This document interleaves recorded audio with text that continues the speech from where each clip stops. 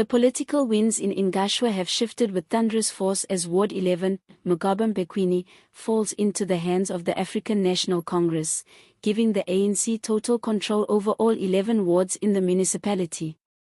For figures like Oscar Mabuyane and Fico Mbalula, this is not just a symbolic win, it's a masterstroke of grassroots power consolidation. But while ANC celebrates a seismic surge from 42% to 70% in voter support, behind the numbers lies a deeply emotional story of changing loyalties, rising opposition, and a community caught in the crossfire of promises, failures, and rising hope. But what happened next will leave you questioning everything you thought you knew about local politics in the Eastern Cape. Before we unpack the complex emotions and political maneuvers behind this historic win, please take a second to subscribe to the channel and tap the notification bell, so you never miss an update on South Africa's ever-evolving political landscape. This is more than a by-election. It's a reflection of something bigger happening beneath the surface. For years, the Ngqushwa Local Municipality in the Amathole District has been a patchwork of varying party influences, frustrations, and conflicting community interests. The ANC, once dominant but steadily challenged in various parts of the country, had to claw back its support in recent years after service delivery failures and internal factionalism damaged public trust.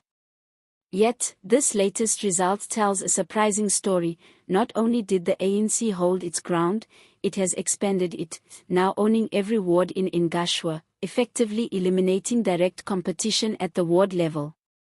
But could this dominance also come with silent dangers? What do you think about this? In the 2021 municipal elections, the ANC controlled 18 out of 23 council seats through a combination of ward victories and proportional representation.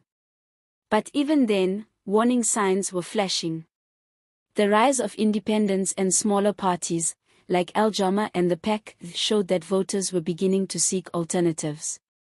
In Ward 11, independent candidates had previously racked up an impressive 46%.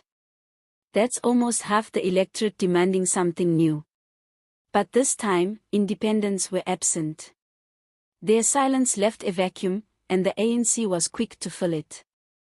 Could you see this coming? What makes this win extraordinary is not just the numbers, it's the rate of change. A 28% jump in support is almost unheard of in a region where political fatigue and disappointment are common. It tells us something has changed. Either the ANC found a way to reconnect with its base, or the opposition failed to inspire them. With voter turnout dipping slightly from 60% to 58%, we also see a shift in energy. Some voters disengaged, perhaps disillusioned by the absence of independent voices. Others doubled down on the ANC, placing cautious faith in the party's renewed message of revitalization, stability, and grassroots service. Do you agree or disagree? The ANC's provincial leadership wasted no time in declaring the outcome a victory of vision. They say it proves that their message is resonating, that the community is beginning to feel the effects of governance reforms, social grants, and infrastructure development. But beneath the surface, many locals are still battling poor roads, water cuts, and housing delays. For them, this victory is not just about winning votes.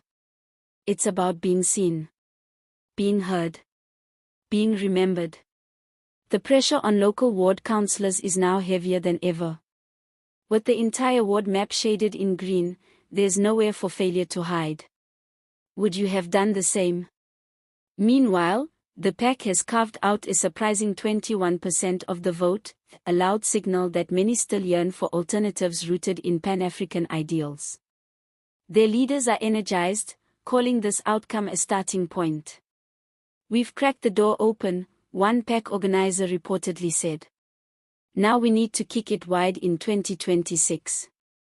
And they're not wrong. Momentum in politics builds slowly, and if this by-election tells us anything, it's that even the most dominant party must tread carefully. Voter allegiance is not what it used to be. Loyalty is not guaranteed. Service is now the currency of power. How do you feel about this situation? With Al-Jamah grabbing 9%, the broader message is clear: frustrated voters are willing to experiment. And if the ANC fails to deliver within the next 2 years, this minor opposition support could explode into a serious threat. Especially if independents return. Especially if protest votes become mainstream. Especially if community movements grow louder. But what happened next was even more surprising. Sources inside the municipality say this victory has already sparked internal debates. Should service delivery plans be adjusted now that all wards are under one roof? Will budget allocations be more focused? Or will this create new opportunities for patronage politics, where connections matter more than community needs? No one knows yet. But residents are watching closely. Could you see these tensions rising? Some ANC insiders are already using this win to launch a larger provincial strategy. The idea? Use Ngqushwa as a model. This is the test lab, one strategist reportedly said. If we can get it right here, we can replicate this success across the Eastern Cape before 2026. That means more door-to-door campaigns, more community meetings, and more youth mobilization. It also means more pressure on councillors to prove that these votes weren't wasted. Do you agree or disagree? For ordinary citizens in Ngqushwa, this could go either way.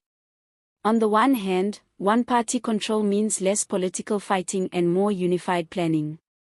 On the other, it risks ignoring dissenting voices, because there are no ward-level critics in council anymore. That's dangerous. That's risky.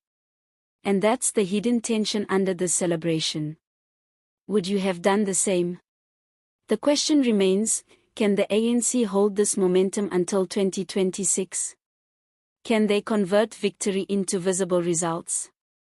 Because history shows that voters remember broken promises more than campaign speeches. If service delivery fails, if potholes remain, if clinics stay understaffed, these same voters could turn on the party with the same intensity they once supported it. So, what happens next? That part is up to them. But it's also up to us, to hold our leaders accountable, to ask the right questions, to never stop caring about who runs our towns, our streets, our water taps. Because in places like Ngqushwa, politics isn't abstract. It's personal. How do you feel about this situation?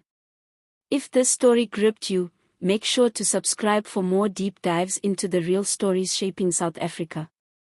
Like this video if you believe in the power of local politics. Comment below and let us know, do you think the ANC's total control is a blessing or a warning? And don't forget to share this video with someone who needs to understand what's really going on behind the headlines.